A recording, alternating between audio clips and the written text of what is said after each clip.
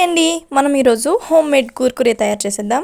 దీనికోసం ముందుగా కడాయిలో 2 కప్పుల వాటర్ని తీసుకోవాలి. అరగంట సేపు నానబెట్టిన 2 టేబుల్ స్పూన్ల పెసరపప్పు వేసుకోవాలి. 1 టీ స్పూన్ కారం, 1 టీ స్పూన్ వాము వేసుకోవాలి. రుచికి తగ్గట్టు ఉప్పు, 2 చిటికెళ్ళ ఇంగువ, 2 టేబుల్ స్పూన్ల నెయ్యిని వేసి నీళ్లను ఈ విధంగా మరిగించుకోవాలి. ఈ విధంగా మరుగుతూ ఉన్నప్పుడు గ్యాస్ని ఆఫ్ చేసి 2 కప్పుల బియ్యం పిండి, 2 టేబుల్ స్పూన్ల పచ్చిశనగ పిండిని వేసుకోవాలి.